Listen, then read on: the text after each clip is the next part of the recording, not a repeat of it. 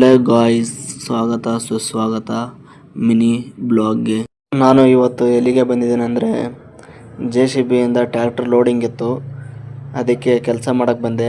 ಈ ಕಾಣ್ತಿರೋ ಜಾಗದಲ್ಲೆಲ್ಲ ಮಣ್ಣು ಹಾಕ್ಬಿಟ್ಟು ಫಿಲಪ್ ಮಾಡಬೇಕಂತೆ. JCB ಲೋಡಲ್ಲಿ ಹಾಕ್ಬಿಟ್ಟು ಬರಬೇಕು. ನಾನು ಸರಿ ಅಂದ್ಬಿಟ್ಟು ಫಸ್ಟ್ನೇ ಲೋಡ್ ಮಾಡಿಸ್ಕೊಂಡ್ಬಿಟ್ಟು ಹೋಗ್ತಾಯಿದ್ದೀನಿ ಅನ್ಲೋಡ್ ಮಾಡೋಕ್ಕೆ. ಇವತ್ತು ಫುಲ್ ಡೇ ಇಲ್ಲೇ ಕೆಲಸ ಅಂತ ಹೇಳಿದ್ದಾರೆ. ಫಸ್ಟ್ನೇ ಲೋಡು ಕಂಪ್ಲೀಟ್ ಆಯಿತು. ಇವತ್ತು ಫುಲ್ ಡೇ ಇಲ್ಲೇ ಕೆಲಸ ಅನಿಸುತ್ತೆ. ಫುಲ್ ಡೇ ಕೆಲಸ ಇದ್ದರೆ ಫುಲ್ ಡೇ ಇಲ್ಲೇ ಕೆಲಸ ಮಾಡಬೇಕು. Thank you for my video watching. ಯಾವಾಗಲೂ ಇದೇ ಥರ ಸಪೋರ್ಟ್ ಮಾಡಿ, ಇದೇ ಥರ ಕಂಟೆಂಟ್ ಮಾಡ್ತೀನಿ ಮುಂದೆ. Thank you so much. ಯಾಕೋ ಗೊತ್ತಿಲ್ಲ ಫ್ರೆಂಡ್ಸ್, ಸಡನ್ನಾಗಿ ಕೆಲಸ ಇಲ್ಲ ಇವತ್ತು, ನಾಳೆ ಬಾಪ ಇವತ್ತು ಬೇಡ ಅಂದರು. ಸರಿ ಅಂದ್ಬಿಟ್ಟು ನಾನು ಹೋಗ್ತಿರೋದು ಮನೆ ಕಡೆ. ಹಾಗೆ ಇದ್ರ ಮಧ್ಯೆ ಒಂದು ಚಿಕ್ಕವನ ಹೇಳ್ತೀನಿ ಕೇಳಿ. ಬದುಕಿನಲ್ಲಿ ಎಲ್ಲ ಕಷ್ಟಗಳಿಗೂ ಎರಡು ಪರಿಹಾರವಿದೆ. ಅದು ಯಾವುದೆಂದರೆ ಒಂದು ದುಡಿಮೆ, ಇನ್ನೊಂದು ತಾಳ್ಮೆ. ತಾಳ್ಮೆ ಇದ್ದರೆ ಯಾವ ಜಾಗಕ್ಕೆ ಬೇಕಾದರೂ ಯಾವ ಸ್ಥಾನಕ್ಕೆ ಬೇಕಾದರೂ ಕರ್ಕೊಂಡೋಗುತ್ತೆ. ನೀನು ದುಡಿತಾ ಇದ್ದರೆ ಯಾರ ಮುಂದ್ಗಡೆನೂ ತಲೆ ತಗ್ಗಿಸೋ ಅವಶ್ಯಕತೆ ಇರಲ್ಲ. ಏನಂತೀರಾ? ನಮ್ಮ ಅಣ್ಣ ಹೇಳಿದ್ರು ಬೇರೆ ಕಡೆ ಕೆಲ್ಸಕ್ಕೆ ಹೋಗಂತ. ನಾ ಬಂದೆ ನನ್ನ ಫ್ರೆಂಡ್ ಹತ್ರ. ಆಮೇಲೆ ನಾನು ಬಂದೆ ನನ್ನ ಫ್ರೆಂಡ್ ಕೆಲಸ ಮಾಡ್ತಿರೋ ಜಾಗಕ್ಕೆ. ಅವ್ನು ನೋಡಿದ್ರೆ ನಗ್ತಾನೆ, ಏನಕ್ಕೋ ಬಂದೆ ನೀನು ಇಲ್ಲಿಗೆ ಅಂದ್ಬಿಟ್ಟು. ಯಾಕಂದರೆ ಲವರ್ ಜೊತೆ ಫುಲ್ಲು ಜೋರಾಗಿ ಮಾತುಕತೆ ನಡೆದೈತೆ. ನಾನು ಬಂದರೆ ಡಿಸ್ಟರ್ಬ್ ಆಗಿಬಿಡುತ್ತೆ ಅಂತ ಅವ್ನು ಬೇಜಾರು, ಅಷ್ಟೇ, ಇನ್ನೇನಿಲ್ಲ. ಆಮೇಲೆ ನನ್ನ ಫ್ರೆಂಡು ಒಂದು ಡೈಲಾಗ್ ಹೇಳ್ತೀನಂದ, ಆದರೆ ಕೆಲಸನೇ ಹರಿಯಂಗೈತೆ, ಆ ಡೈಲಾಗ್ ಹೋಗಲಿ ಹೇಳಲ್ಲ ಅಂದ್ಬಿಟ್ಟು ಅವನು ಬೇಜಾರಾಗ್ಬಿಡ್ತು ಫ್ರೆಂಡ್ಸ್. ಮತ್ತು ನೀನು ವೀಡಿಯೋ ಮಾಡೋಕ್ಕೆ ಹೋಗ್ಬೇಡ, ನನಗೆ ಕೆಲಸ ಮಾಡೋಕ್ಕಾಗಲ್ಲ ಅಂದ್ಬಿಟ್ಟು ನೆಗ್ತಾನೆ. ಫಸ್ಟ್ ವೀಡಿಯೋ ನಿಲ್ಲಿಸು, ಆಮೇಲೆ ಕೆಲಸ ಮಾಡ್ತೀನಿ ಅಂತಾನೆ. ಸರಿ ಅಂದ್ಬಿಟ್ಟು ಕೆಲಸ ಎಲ್ಲ ಮುಗೀತು. ಟೈಮ್ ಆಯಿತು 6 ಗಂಟೆ. ಮನೆಗೆ ಹೋಗ್ತಾಯಿದ್ದೀವಿ.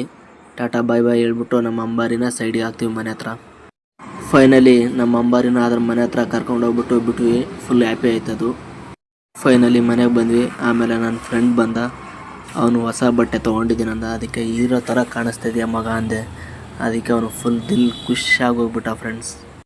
ನಾನು ನಿನಗೆ ಯಾವುದಾದ್ರೂ ಹುಡುಗಿ ಪ್ರಪೋಸ್ ಮಾಡಿದ್ರ ಅಂತ ಕೇಳಿದೆ, ಬಟ್ ಅವನು ಅದೊಂದು ಮಾತ್ರ ಬಿಟ್ಟು ಕೇಳಿ ಮಗ, ನಾನು ಹತ್ತು ಬಿಡ್ತೀನಿ ಅಂದ್ಬಿಟ್ಟ ಫ್ರೆಂಡ್ಸ್. ಅವ್ನು ಯಾಕೋ ಗೊತ್ತಿಲ್ಲ.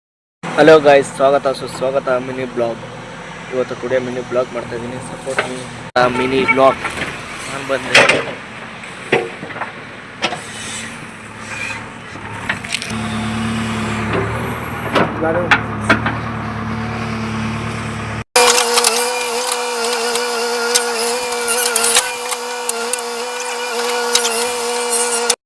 ಇವತ್ತು ಹೇಳಿದ್ರು ಈ ಫುಲ್ಲು ಜಾಗ ಎಲ್ಲ ಮಣ್ಣಾಕ್ಬಿಟ್ಟು ಫಿಲಪ್ ಮಾಡಿ ಕಂಪ್ಲೀಟ್ ಮಾಡ್ಬೇಕಂತ. ಆಗುತ್ತಾ ಇಲ್ವಾ ಇವತ್ತು ನೋಡೋಣ ಬನ್ನಿ.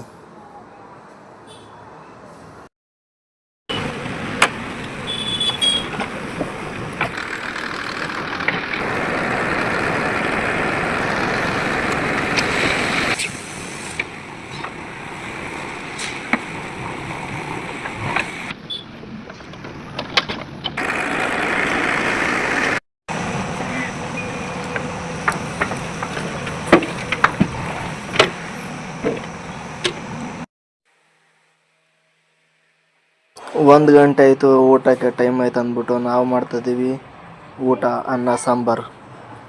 ಊಟ ಆದಮೇಲೆ ಕೆಲಸ ಸ್ಟಾರ್ಟ್ ಮಾಡಬೇಕು.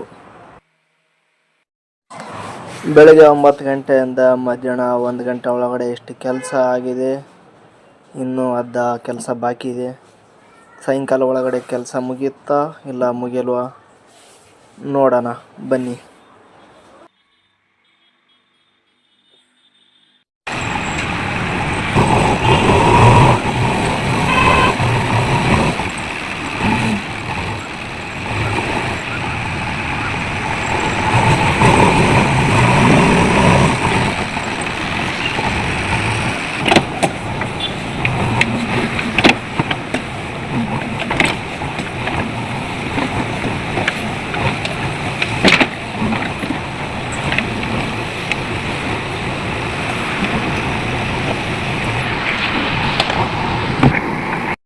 ಫೈನಲಿ 6:30 ಆಯಿತು. 6:30ಗೆ ಎಲ್ಲ ಕೆಲಸ ಫುಲ್ ಕಂಪ್ಲೀಟ್ ಆಯಿತು. ಎಲ್ಲ ಜಾಗ ಫುಲ್ ಮಣ್ಣು ಫಿಲಪ್ ಆಯಿತು. ಎಲ್ಲ ಕೆಲಸ ಮುಗಿದ್ಮೇಲೆ ನಮ್ಮದೇನು ಕೆಲಸ ಇಲ್ಲಿ ಮನೆಗೆ ಹೋಗ್ತಾ ಇರೋದು ಅಷ್ಟೇ. ನಿನ್ನ ದುಡಿಮೆಯನ್ನು ನಂಬಿ ಬದುಕು, ಇನ್ನೊಬ್ಬರನ್ನು ನಂಬಿ ಮೋಸ ಹೋಗಬೇಡ. ಯಾಕೆಂದರೆ ಇದು ಮೋಸದ ಪ್ರಪಂಚ ಅಲ್ವಾ. ಬನ್ನಿ, ಟೈಮ್ ಆಯಿತು, ಮನೆ ಕಡೆ ಹೋಗೋಣ. ಮುಂದೆ ಏನು ಕೆಲಸ ಇದೆ ಅಂತ ನೋಡೋಣ ಅಷ್ಟೇ. ಟಾಟಾ ಬಾಯ್ ಬಾಯ್. ಹಲೋ ಗಾಯ್ಸ್, ಇವತ್ತು ಟುಡೇ ನೈಟು KD ಮೂವಿ ನೋಡಕ್ಕೆ ಹೋಗ್ತಾ ಇದ್ದೀವಿ. ಥಿಯೇಟ್ರ್ ಹತ್ರ ಹೋಗ್ತಾ ಇದೀವಿ. ನಾವು ಬಂದಿದ್ದೀವಿ KD ಮೂವಿ ನೋಡೋಕ್ಕೆ ಇವತ್ತು.